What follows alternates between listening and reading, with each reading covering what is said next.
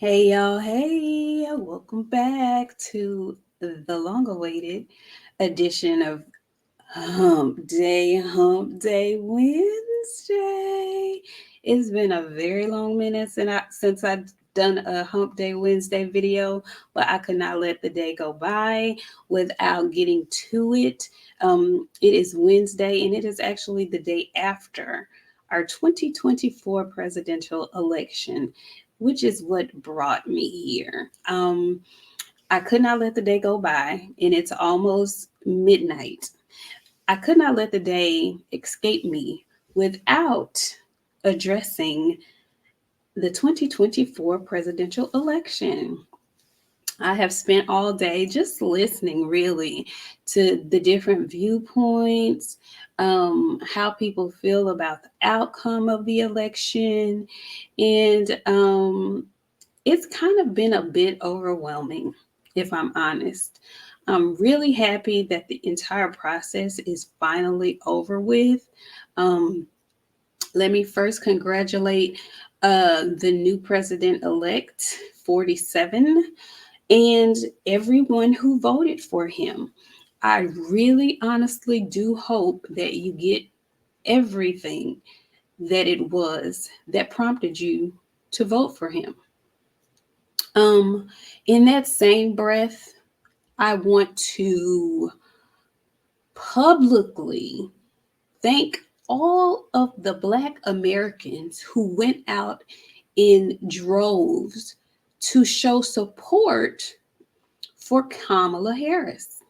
There was this running narrative that people were assuming that because there were um, a large amount of Black men who got on social media and, declared that they were not voting for Kamala. And there were also a significant amount of Black women who publicly made it known that they would not be voting for Kamala. A lot of people speculated that she wouldn't have the support of Black men, and that was just not the case. So I just want to say thank you to all of the Black men who actually showed up to the polls, who overwhelmingly voted for Kamala Harris. And I'm saying thank you because I voted for Kamala Harris. I typically don't get online or tell people what my vote or who my vote was for because I do feel like that is a private matter. Now, if you decide you want to divulge the information, then good for you. But in this election, I was a voter that cast my vote for Kamala Harris. I'm not going to explain and go through my reasoning. Just know that I felt more connected to the things that she was fighting for than I did to the things that Trump was fighting for. And that is why I cast my vote the way I did. I do not agree with any candidate 100%. That is a hard thing to do. But my vote went to Kamala Harris because there were more things that checked off my list that were more important to me that she was um, for than there was with Trump. So I'm not here to, shame anybody or belittle anybody or berate anybody for their vote, who they cast it for. My biggest thing is that people vote. Like I have a real problem with people who have a platform and have criticism for either candidate, and then you find out that that person did not even um, participate in the whole voting process. To me, you should shut up. If you did not participate in the voting process, you shut up talking to me. You don't have a dog in the fight, so shut up. Who wants to hear your opinion? It does nothing for anyone. If you don't participate in the process but you have criticism, shut up. Let me just start there. But I wanted to give a huge shout out to the Black Americans that turned up at the polls. I don't care who you voted for. The fact that you came out and voted, but specifically that you came out and you showed support for Kamala, because Black men were already ready to defend themselves because they felt like people had an agenda against them and they were going to be blamed for her not winning. That is not the case. If the numbers are correct, if these charts that are being shown are correct, Black folks were not the reason why Kamala Harris did not win this election. But there is a distinct group of people who I find very intriguing, and that is the Latino men. The Latino men. I find it very intriguing that Latino men decided they would support a known convicted rapist, a known convicted sexual assaulter. I find that very interesting. There are a lot of stereotypes that come along with minorities.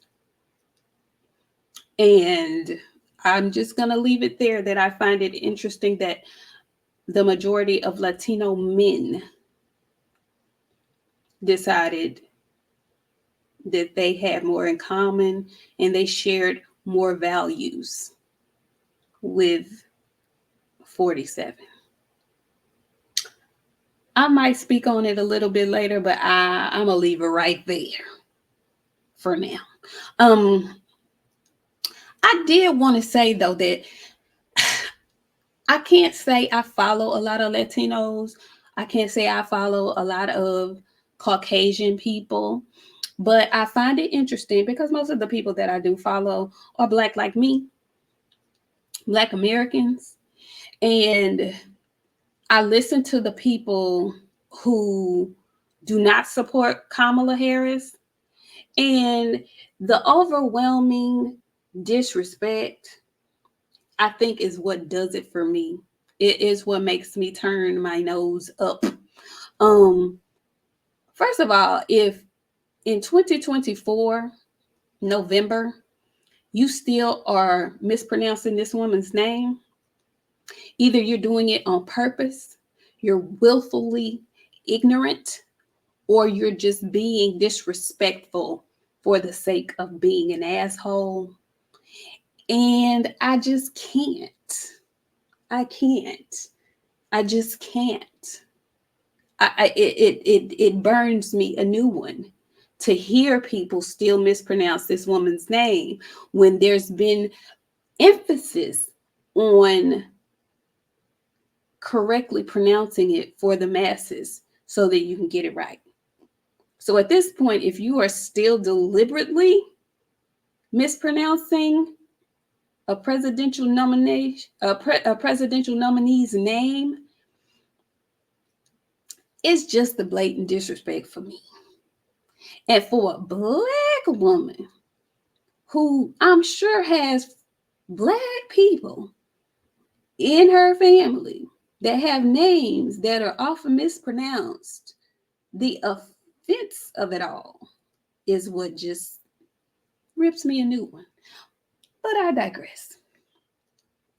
Then there are others who decide that, they take pride for some reason in fine-tooth combing every word, every phrase, every use of every word, just everything that they could possibly do.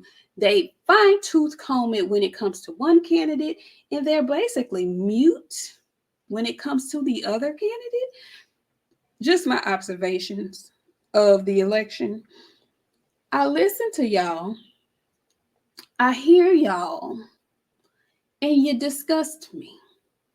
You disgust me because I'm just waiting for you to give your opinions about both candidates, but they always seem to only come for the one female candidate. And I don't understand it. Again, I digress. Anywho, I just wanted to come on and tell you, those who are listening, those who voted,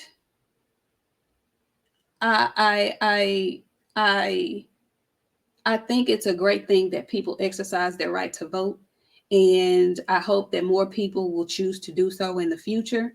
Um, it is a privilege. It is a privilege, and I wish that it was like any other license that you have to have. Um, I wish that it when people don't use their privileges, they are stripped, and that they have to apply yet again and again and again. And it actually, that is what's seeming to happen here. My mother worked at the polls this year, and she was telling me that there were a lot of people that were coming in to vote that were not in the system because they had not voted previously the last election. So just be mindful of that in future elections. Guys, go exercise your right to vote. I don't care who you vote for, but go exercise your right to vote, because I would hate for it to be taken away like other things that they're trying to take away from folks and whatnot that y'all seem to be just a-okay and on board with. You know, when they finish, when oppressive people finish with one group, they move to the next. I just thought I'd throw that out there to you Latino men. Um, but also I like talking to my people because that's who I deal with a lot. I would just encourage my folks to take a page out of other folks' playbook. We criticize ourselves in the public so much. It just irks my soul that we do so. And a lot of the criticism that Kamala has received, um, it comes from people who, it's really funny. It comes from people. I've heard this and I've heard it numerous times, and it just does something to my spirit because you get upset. She's talking to us like we're children, or she's talking to us trying to be ghetto and trying to be Southern, and now she's trying to be Black and she's trying to do this and she's trying to do that. And then in the next breath, you'll say, well, she's not doing anything for us. She said she wouldn't do anything for just Black people, and da da da da da. And now she's Black when it's convenient. And it's as if it is not as if, it's you're damned if you do and you damned if you don't. If you say you want to do something for Black people now, it's like they'll never forget anything that you said before. It's nothing that's going to be good enough ever, because you don't want it to be. She talking down to the people when she could just, but okay, these same people who are so educated now, all of a sudden, you get your educated self up on your platforms. You spew the N-word this with your educated self. You spew the N-word that with your educated self. And then you get upset because she has a Southern drawl when she's in the South. Your educated self is still using the N-word, and you will make an excuse as to why it's okay for you to use it.